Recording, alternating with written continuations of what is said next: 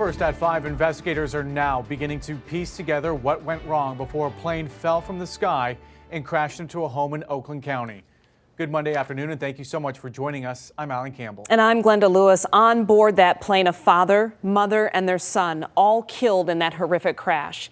The family in the house survived, but of course no longer have a home. 7 Action News reporter Brett Cass started covering this soon after it happened in Lyon Township.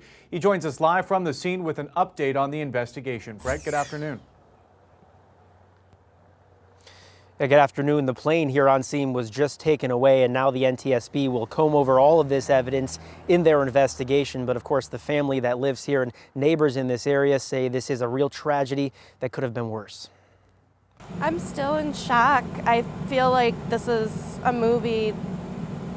You know, this doesn't happen in real life. 2 days later, and it still doesn't feel real for Danielle Madzwova. On Saturday, a plane fell from the sky, crashing into her home as she, her husband, and 2 kids sat inside. By some miracle, we were all together in the living room. They were still, they weren't running around. We were just all together. The plane burst into flames almost instantly, engulfing the entire side of the house, destroying the bedrooms of her 2- and 4-year-old right in the spot where they usually sleep. Maybe a half an hour before this, they came down from naps. So, in all honesty, they should have been on that side of the house. I can't tell you enough, Brett, how many people in my subdivision, and we discussed this, it's like we all said the same thing. We knew it was only a matter of time. It was only going to be a matter of time. Jeff Eason has lived in the neighboring subdivision for nearly 15 years and says air traffic is constant.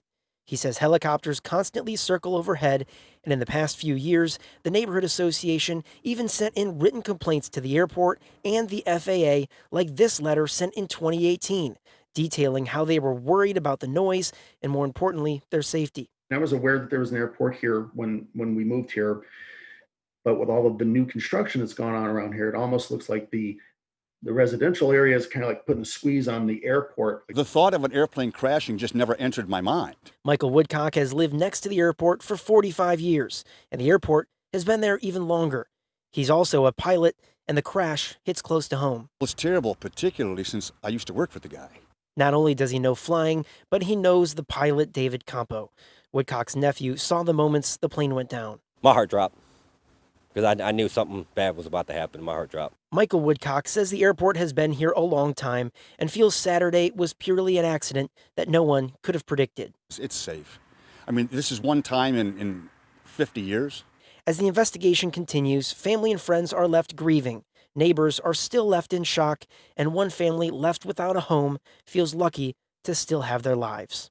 I'm still trying to process it, and I'm so heartbroken for the people that were lost in the plane. And it's just a lot. I don't know how we're so lucky, and other people are not like that.